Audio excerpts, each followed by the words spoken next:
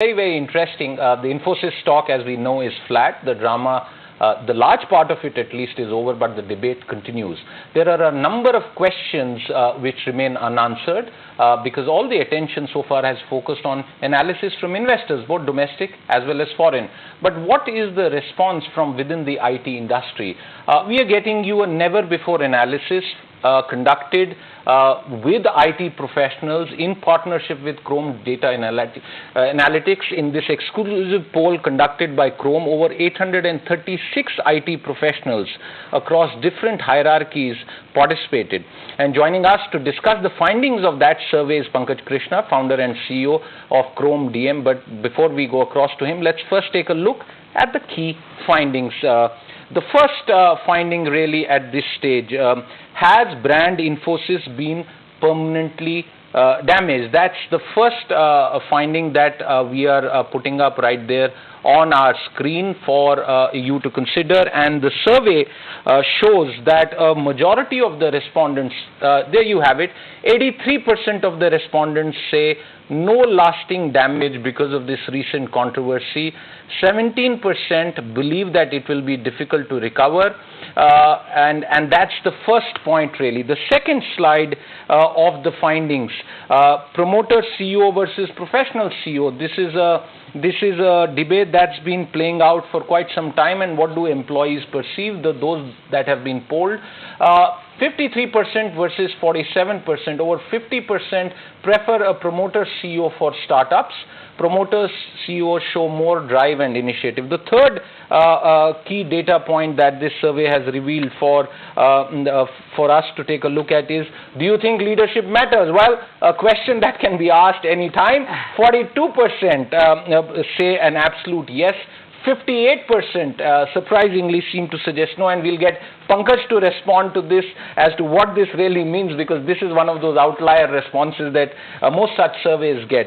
The fourth and more significant question is with regard to the business prospects of Infosys, whose loss and whose gain. And this is very interesting. Right there up on your screen, the respondents' beliefs, 77% weightage in favor of TCS, 53% for Tech Mahindra, for HP India. We are going to ask Pankaj whether this means that do they see a shift in business going away from Infosys, something that Nandan and his team and the new CEO are going to be fighting against. What is the way forward for Infosys? This is the second last of the questions that we have today. What is the way forward? In this, it's very clear. 69%, a majority of the respondents say that automation is the way forward. More skill development and hiring, 64%.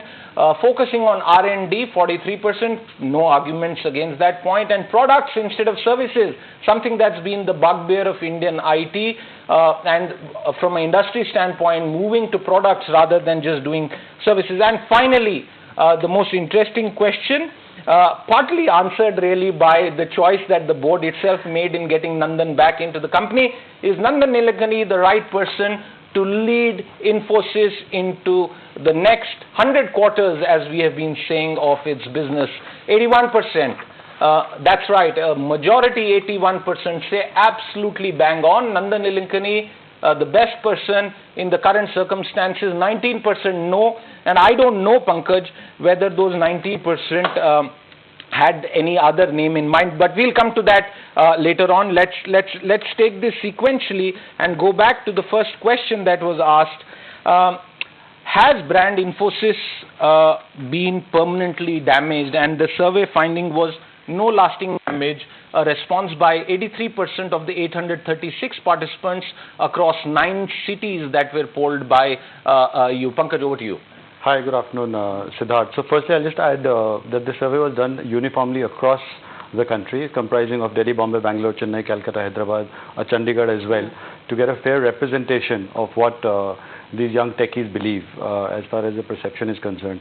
To answer your question, has brand Infosys been permanently damaged? Absolutely not. Okay. Right? An institution is obviously way bigger than an individual, right?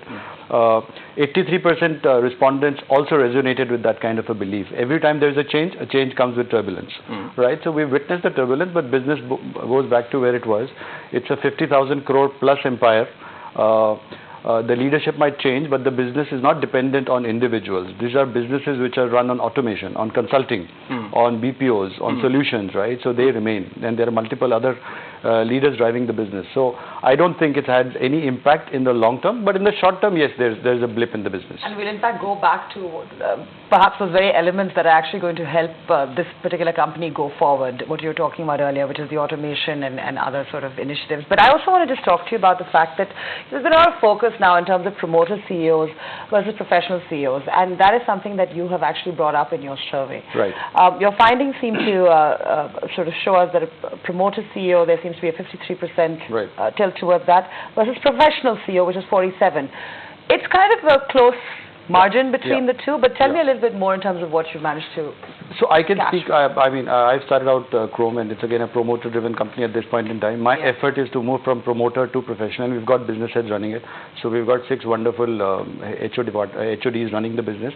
But as far as passion is concerned, right, there is a belief that once you create a business, right, the promoter, what it takes to create is much more than what it creates to sustain and to grow, right? So in any business, getting the first client is the most difficult thing. Once you've got your first 10 clients, the rest follow, right?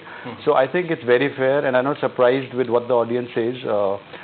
It is promoters versus a professional. It's always a promoter who's going to take a lead, right? But once you reach a certain level, once you cross a certain threshold, is when you need professionals to take it to the next level, right? But again, as far as sentiments are concerned, as far as any business is concerned, the promoters obviously outscore. So, no, but just very quickly, Siddharth, because we debate this across the spectrum in business. You're talking about that threshold or perhaps that inflection point when it comes to this. Where do you think in a business can you decide that? I mean, does it depend on the scale of the business where you do this? It depends on the scale of the business, but it depends. I think the threshold is when the promoter can take a 2-week off.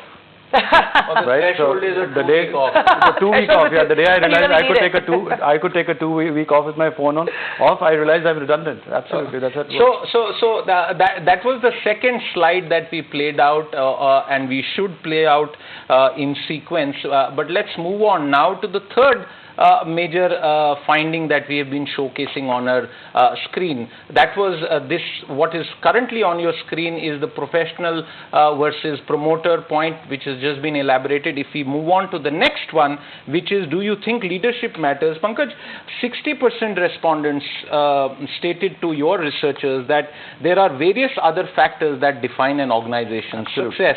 These include criteria ranging from hiring policy, company culture, employee satisfaction, and innovativeness, among others. Now, within a defined organization like Infosys, which runs on metrics, which has a very, very codified set of business principles, how much can just raw leadership provide an impetus? Did this study tell us something more? Yeah, so raw leadership has a great role to play, but leadership, the business is skewed towards the leadership in the initial phases when you're trying to hit the threshold.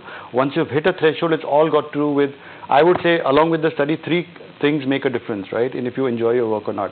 Whether you have the authority to take decisions. If you have the authority to take decisions, you enjoy the work more. Are you accountable for what you do? Right, and do you have the autonomy to take those decisions? So as long as any business has those 3 A's, it's a good place to work in, right? And then the next level is going to a Google, where you don't have to actually report to work. You can work from wherever you want to, right? But that depends on what stage you are on, right? So as far as leadership is concerned, leadership has a great role to play to set the broad guidelines of how to structure the business. What is the culture of the company, right? Are people allowed to speak to each other? Are employees encouraged to grow and to evolve and to learn, right? And once that comes, it becomes a great place to work. And perhaps an outsider CEO may have sent slightly negative signals to a very sort of large organization which has put up a lot of talent. Yeah, exactly. And considering these pointers that you're giving us right now, I mean, it's all about really how the feel of a place, I guess, in terms of things. Okay, but let's talk about the sort of harsh realities of business as well in terms of the numbers, because especially from a trading point of view, the big question has really been that if we're looking at a period of pressure on Infosys, for loss for that company, which are the companies that are going to gain? And I'm going to also, I mean, your survey says very clearly that TCS seems to be ahead of the others, followed by Tech Mahindra and then, of course, HP India. But I'd also just want to add on a secondary question to that, is that how long is that gain going to sort of last for. And perhaps, Pankaj, you may want to qualify that this was not a revenue-driven question, right? This was just a perceptional question. It was a perceptional, Yeah, absolutely. go ahead, go ahead. So it's completely a perceptional driven business. I think the scale that we are talking on an Infosys or a TCL, these are not individual driven advertising sales revenue. So once one junior executive sales moves from one brand to another, he probably ends up taking 50% of the clients with him. Right, so that's one small extreme. That's one extreme of how business works.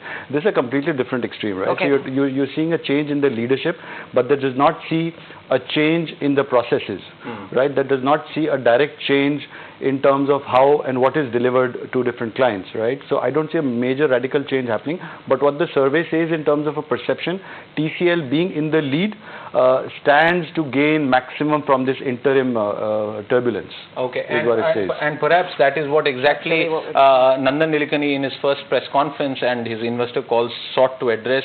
One of the key things that I remember, he said consistently, I've been talking to all the major clients, and that is a process that would have continued. So the fifth plate right there up on your screen that we are bringing up at this stage is, what is the way forward for Infosys? There you have it, automation, more skilled development hiring, focus on R&D, products instead of services. Pankaj, take it from here. Absolutely. So bang on. So automation is the key. Any business, we get calls for valuation. The first thing they look at is our investments on technology, how less people dependent we are, our focus on automation, because that's what makes a system robust. That's what makes a system process driven. And any business which banks on technology, on automation, on processes is more sustainable, has more options of growth vis-a-vis businesses which are dependent on individuals. And I think that's exactly what the team feels should be. And if I can interrupt you, taking the last point, products instead of services, while only 28% of 836, so which means roughly 50. over 200, some people agreed with this.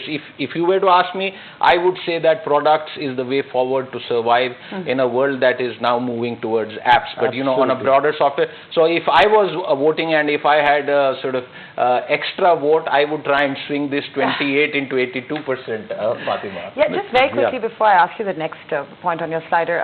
Automation, of course, you gentlemen were discussing how important that is. This whole aspect of more skill development and hiring, I just actually want to know, these are IT people telling you that in their industry they think that is what's actually absolutely. So the respondent base is people who are from the sector, and that's exactly what they feel in terms of. So they're saying we need better talent around us as well. Talent. And development. Absolutely. Okay, good point to have. Nice consideration there. Okay, well, finally, I mean, this is just ahead of that phone call, the con call as well. Nandan Nilekani, right person to lead the company? I mean, you have an overwhelming 81% yes, 19% no. I think Tell me about the no. Tell me a little bit about the no. I'm surprised. I would have looked at 100%. I mean, look at Nandan being the name that he is, being one of the co-founding members of the brand. I think he resonates with Infosys. So when you talk about Infi, I think that's the top of mind recall. It's the most obvious choice. Obviously, right? And that's probably and I remember, Pankaj, a debate that we were having as this was panning out. Almost a week before Nandan's appointment or return was announced, and we just sort of, I ended up speculating at that stage, I must confess, but feeling that Nandan would be the best person. But the only point really about the 19%, Fatima, perhaps the skew is because of the age profile of the respondents. So they would not resonate with the Nandan because you're looking at people who are in the age group of 18 to 35. I think you got it bang on to that. You got it right. Had it been in our age group probably, then you would have all at 100%. So the cap of the respondents, viewers, let me point out, is 45, and a bulk of them is 25, within that range, which sort of tells us that people at 45 in the IT industry, given the fast velocity of growth there, have already been there, so perhaps they may have some sort of reservations about someone who is, a generation and a half ahead of them. But that's what really seems to happen. But just because we're really sort of very lucky to be having this kind of data for the kind of survey you've done, I also just want to know, as a viewer as well, you've got a range of 25 to 45 years right there.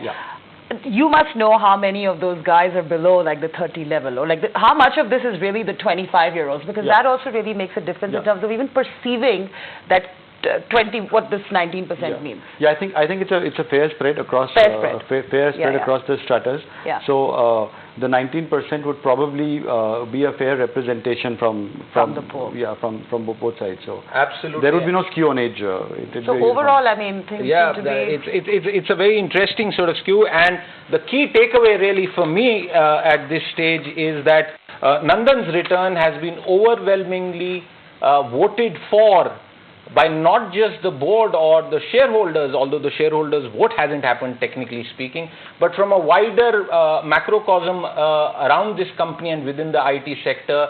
Nandan's the man who they feel will shoulder the responsibilities of taking Infosys forward, and like those two slides told you, a lot of people within the IT sector, specialists to point out, have even identified the areas that should be targeted by this company. And perhaps Narayan Murthy may allude to some of those if he does so in a chat that he is supposed to have with investors in just a few hours from now. Fatima. All right, thank you very much. Pankaj, it's been a pleasure really having you right here in terms of just breaking down a very interesting survey. And also while Siddharth was talking about key takeaways, completely agree with you there. But what really to see was what one really needs to do to keep a company like this going forward, which is other elements besides this kind of disruption. Thank you once again for having joined us in the studio. And Siddharth, always a pleasure anchoring right next to you right here. We're taking a very short break right here on Lunch Money, coming back in just a few moments.